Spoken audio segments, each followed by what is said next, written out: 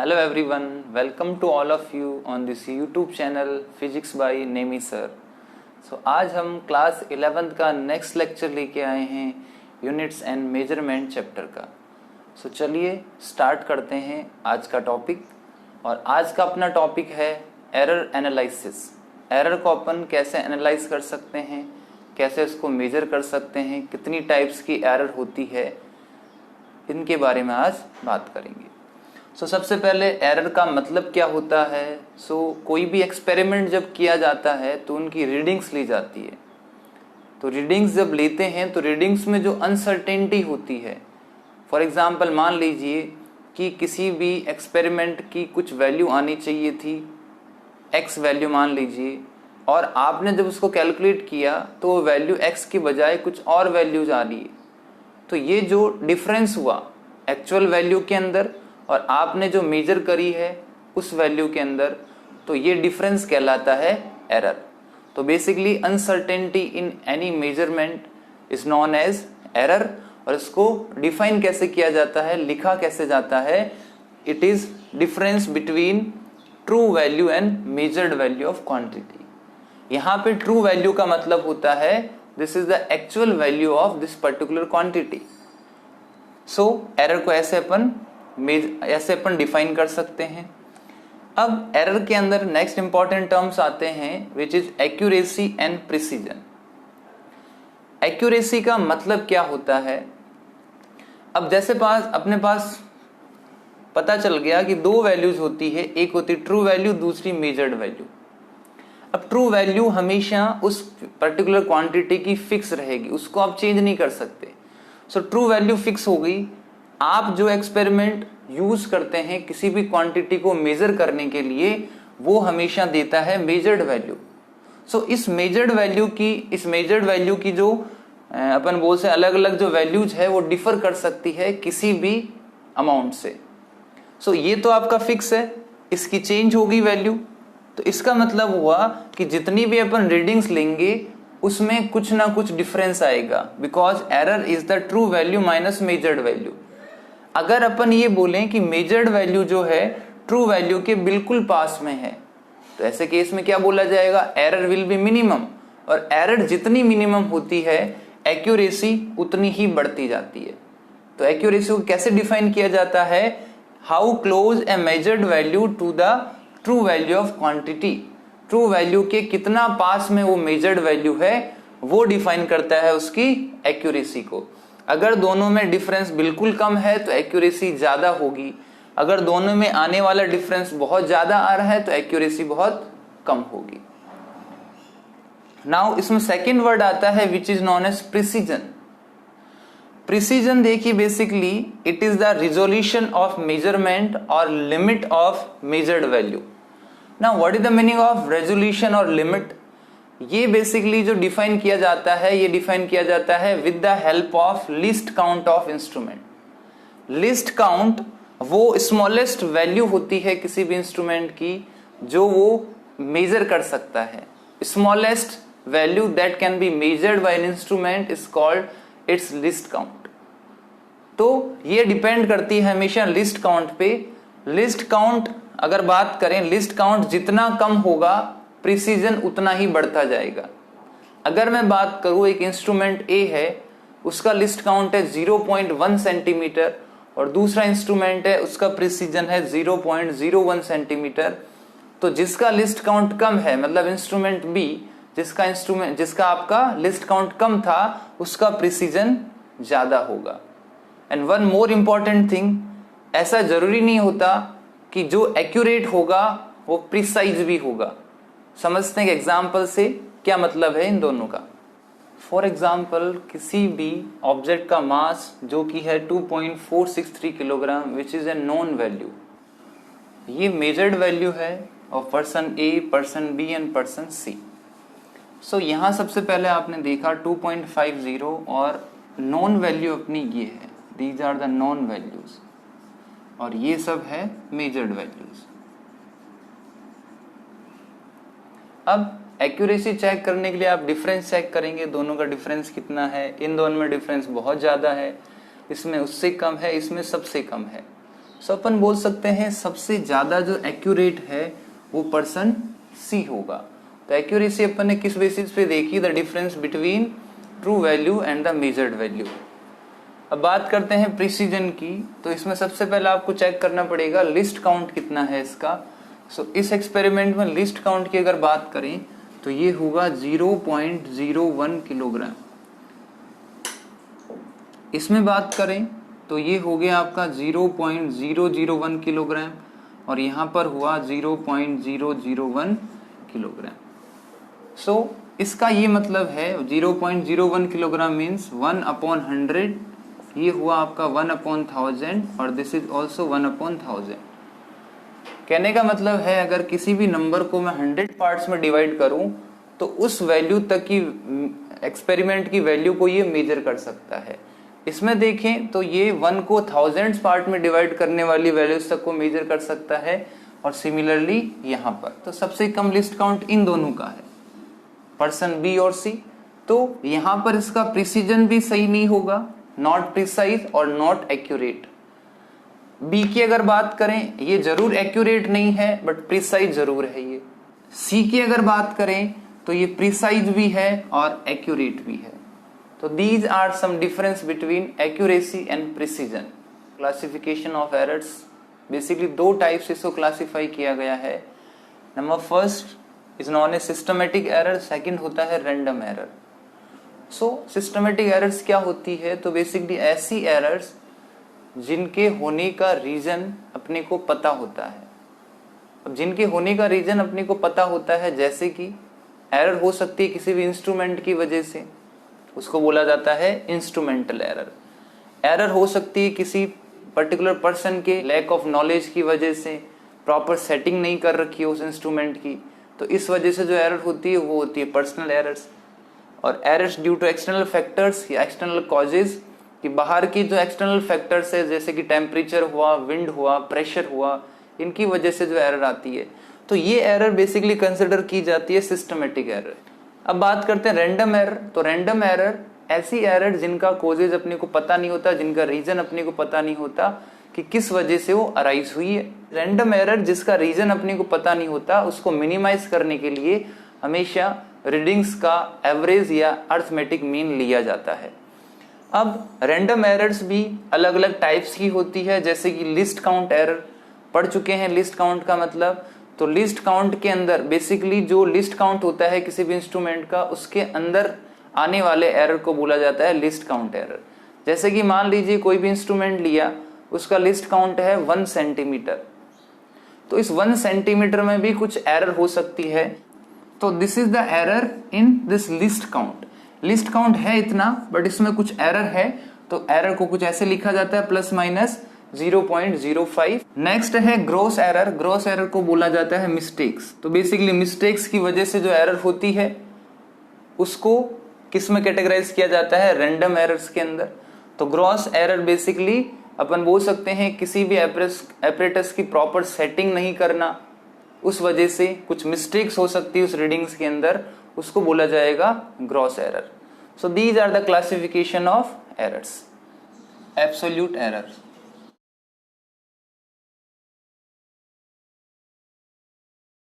Suppose कोई experiment किया, उसमें आपने मेजर वैल्यू है आपकी 4, आपकी मेजर्ड वैल्यू है।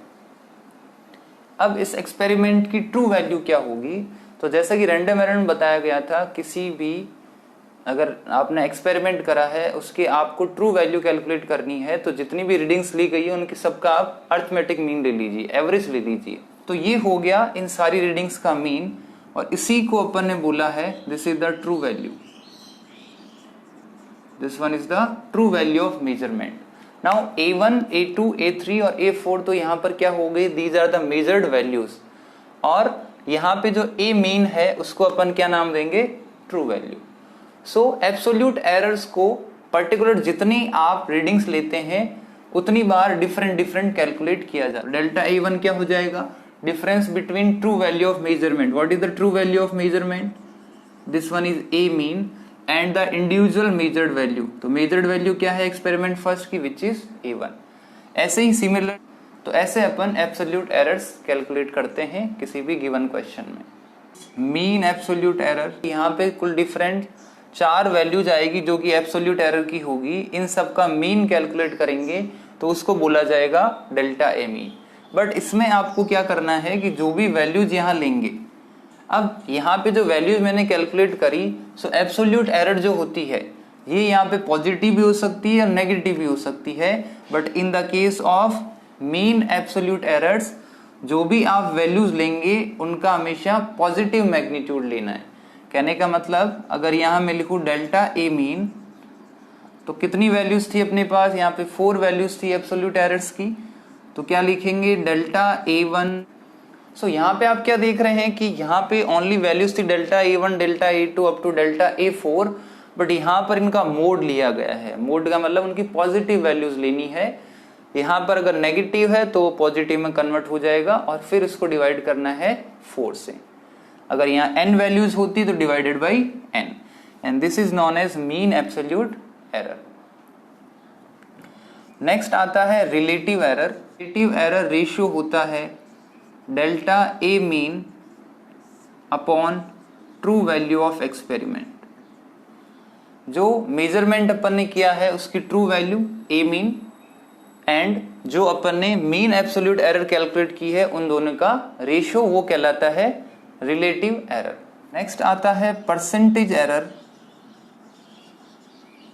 सो परसेंटेज एरर आपको क्या करना है, रिलेटिव एरर को मल्टीप्लाई कर दीजिए 100% में कन्वर्ट हो जाएगा, and this type of error is known as percentage error. तो देखिए सबसे पहले इसको रीड करते हैं क्या मतलब है इसका। तो ये एक एक्सपेरिमेंट किया गया, तो उसमें वैल्यू आ रही है 100 प्लस माइनस 2 सेकेंड। तो ये प्लस माइनस का मतलब क्या होता है, तो देखिए यहाँ पे ये जो प्लस माइनस आपको दिखाई दे रहा है इसको हमेशा डिनोट किया जाता है डेल्टा एक्स से। सो जैसे कि डेल्टा एक्स अपने को पता है एब्सोल्यूट एरर्स होती है, तो यहाँ पे मान लीजिए एक्स की जगह मैंने लिख दिया डेल्टा टी। तो ये क्या हो गया, ये मान लीजिए t1, तो t equals to t1 plus minus delta t. तो डेल्टा टी बेसिकली ये कहलाती है एरर, कि उसके अंदर कितनी एरर हुई है। सो ये होगी एरर, और ये इसकी बेसिकली जो अपन ने वैल्यू ट्रू वैल्यू थी उसको यहाँ पे रखा है, और ये टोटल होगी इसकी मेजर्ड वैल्यू। तो मेजर्ड वैल्यू क्या है 100 प्लस माइनस 2 सेकेंड, तो ये डेल्टा टी हो गया इसके अंदर एरर, ये होगी इसकी ट्रू वैल्यू और ये टोटल इसकी मेजर्ड वैल्यू। तो सबसे पहले रिलेटिव एरर कैलकुलेट करने के लिए अपन ने क्या फॉर्मूला लिखा था, which was delta T mean upon T mean. अब ये फॉर्मूला अपन यूज करेंगे, बेसिकली मीन कब निकाला जाता है, जब मोर देन 1 वैल्यूज हो, मान लीजिए 2 हो, 3 हो, 4 और मोर देन 4। तो ऐसी वैल्यू जब होती है तब उनका मीन कैलकुलेट करेंगे, बट यहाँ पे तो वैल्यू ही एक है, तो इसकी जगह अपन ये फॉर्मूला भी पुट कर सकते हैं डेल्टा टी अपॉन टी। और टी यहाँ पर बेसिकली क्या है, this is the true value, this is the true value and this is the error in this particular experiment. So जब एक वैल्यू में क्वेश्चन दे रखा होता है तो अपन क्या लिखते हैं, कितनी एरर है अपॉन उसकी एक्चुअल वैल्यू क्या है, वो बता देगा उसकी रिलेटिव एरर। रिलेटिव एरर को दूसरे नाम से जाना जाता है which is known as fractional error. इसको फ्रैक्शनल एरर भी कहा जाता है। तो डेल्टा टी अपॉन टी क्या हो जाएगा यहाँ पे, तो डेल्टा टी अपॉन टी क्या लिख सकते हैं, इट बिकम्स 2 अपॉन 100, तो ये आ गया 0.02। So percentage error equals to क्या था, रिलेटिव एरर इंटू 100, तो 0.02 इंटू 100, तो ये आ गया आपका 2%। तो सबसे पहले बात करते हैं डेल्टा ए मीन की। सो डेल्टा ए मीन क्या था आपका, तो सबसे पहले ही डेल्टा ए वन आपको कैलकुलेट करना है। सो डेल्टा ए वन कैलकुलेट करने के लिए इसको बोला जाता है एब्सोल्यूट एरर। तो एब्सोल्यूट एरर इक्वल्स टू, देखिए इसको कैलकुलेट करने के लिए पहले कैलकुलेट करेंगे डेल्टा ए वन। डेल्टा ए वन को कैलकुलेट करने के लिए कैलकुलेट करना पड़ेगा A mean. So A mean equals to, so यहाँ पे ये आ जाता है 1.51 सेंटीमीटर। अब कैलकुलेट किया जाएगा एब्सोल्यूट एरर्स। सो डेल्टा ए वन कितना हो जाएगा 1.51 माइनस 1.47, तो ये हो जाएगा आपका 0.06 सेंटीमीटर। अब इन सब की वैल्यू पॉजिटिव वैल्यूज यहाँ पे रखेंगे, फिर कैलकुलेट किया जाएगा डेल्टा ए मीन। तो सॉल्व करने के बाद ये आ जाएगा आपका 0.04 सेंटीमीटर। सो ये वैल्यू होगी मीन एब्सोल्यूट एरर की। ये थी आपकी 0.04 अपॉन ए मीन अपना आ गया था 1.51। इसको सॉल्व कर लीजिए, वो आ जाएगी रिलेटिव एरर।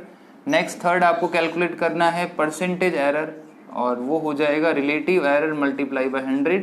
जो भी वैल्यू यहाँ पे आ रही है उसको मल्टीप्लाई कर देंगे 100 से, तो वो वैल्यू देगा परसेंटेज एरर की।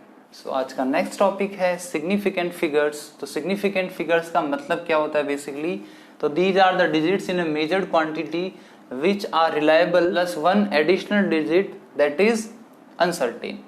देखिए मतलब क्या होता है, फॉर एग्जाम्पल मान लीजिए लेंथ की वैल्यू आई 2.72, तो यहाँ पर रिलायबल डिजिट टोटल डिजिट्स कितने हैं, तो 1 2 3।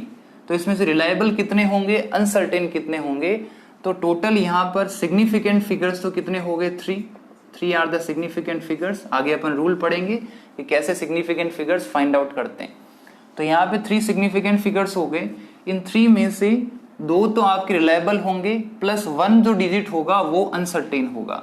तो यहाँ पर 2 और 7 जो है वो तो हो गए रिलायबल डिजिट्स, और 2 लास्ट वाला जो है वो हो जाएगा अनसर्टेन। तो इसको बोला जाता है सिग्निफिकेंट फिगर्स। कहाँ पे यूज होता है, किसी भी एक्सपेरिमेंट की एक्यूरेसी के लिए इसको यूज किया जाता है। जितनी ज्यादा सिग्निफिकेंट फिगर्स होंगे उतनी ज्यादा एक्यूरेसी होती है उस एक्सपेरिमेंट के अंदर। सो क्या क्या रूल्स होते हैं, सबसे पहले बात करते हैं नॉन जीरो डिजिट्स होंगे वो सब सिग्निफिकेंट होते हैं। फॉर एग्जांपल लिखा हुआ है 4 5 7। सेकेंड रूल ये बोलता है कि जैसे लिखा हुआ है 4 5 7 0 0 3, तो अगर जीरो जो है आपके वो किन्हीं भी 2 नॉन जीरो डिजिट्स के बीच में अगर आ रहे हैं तो वो भी सिग्निफिकेंट कहलाएंगे। तो यहाँ पे सिग्निफिकेंट फिगर हो गए टोटल 5।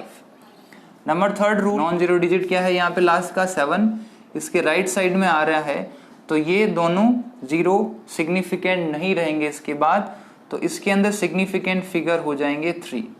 बट यहाँ पर एक इंपॉर्टेंट पॉइंट ये है कि अगर ये डिजिट जो आपको दिखाई दे रहे हैं किसी एक्सपेरिमेंट की वैल्यू, फॉर एग्जांपल कि ये आगे अपने पास सेकंड के अंदर ऐसे लिखा हुआ है, तो इसमें जीरो भी सिग्निफिकेंट हो जाएगा, तो यहाँ पे सिग्निफिकेंट फिगर हो जाएंगे 5।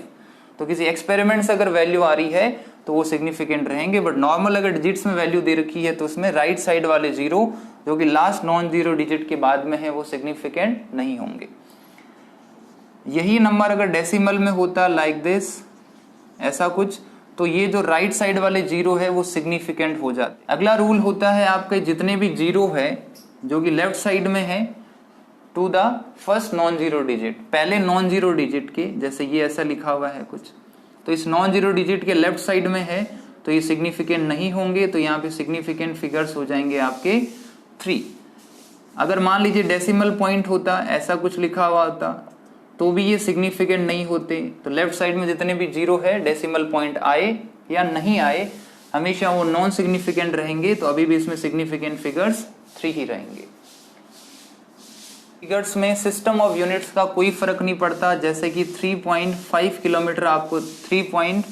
किलोमीटर आपको दे रखा है, मीटर में क्या लिख सकते हैं इसको, ये हो गया 3500 मीटर। इसमें सिग्निफिकेंट फिगर कितने हैं अगर आप देखेंगे तो यहाँ सिग्निफिकेंट फिगर्स आ रहे हैं 2, तो यहाँ अगर चेक करेंगे तो यहाँ भी significant figures are 2। Scientific notation जो होता है जहाँ पर ए की वैल्यू 1 से 10 के बीच में होनी चाहिए, एक नंबर है जिसकी वैल्यू 1 से 10 के बीच में होनी चाहिए।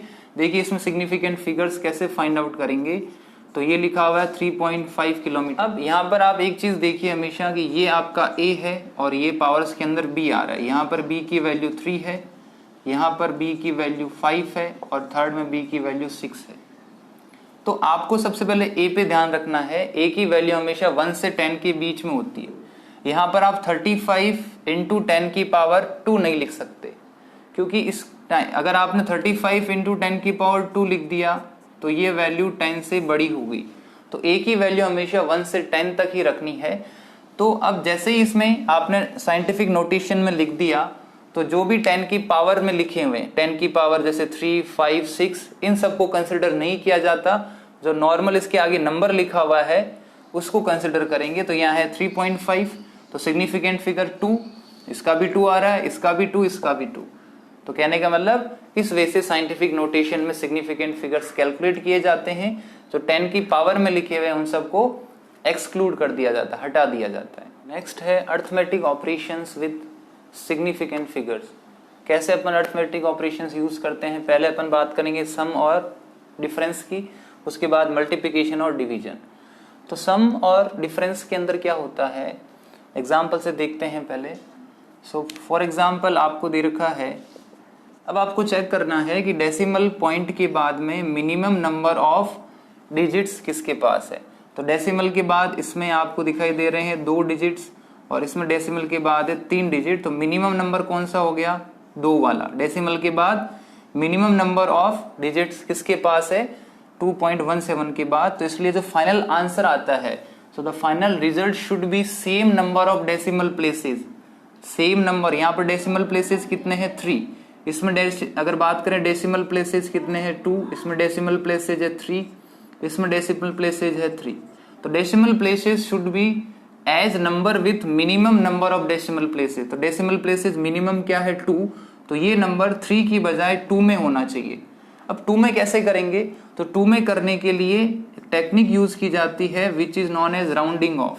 तो राउंडिंग ऑफ में मान लीजिए किसी नंबर को आप ड्रॉप कर रहे हैं, किसी नंबर को आपने ड्रॉप करा, कुछ रूल है। रूल नंबर फर्स्ट, अगर ड्रॉप किया गया नंबर ग्रेटर देन 5 है, जो नंबर हटा रहे हैं अपन, जैसे कि यहाँ हटा रहे हैं 6, तो जो नंबर ड्रॉप किया गया है वो अगर ग्रेटर देन 5 है तो इस केस में उससे जस्ट पहले वाले डिजिट में 1 ऐड कर दिया जाता है।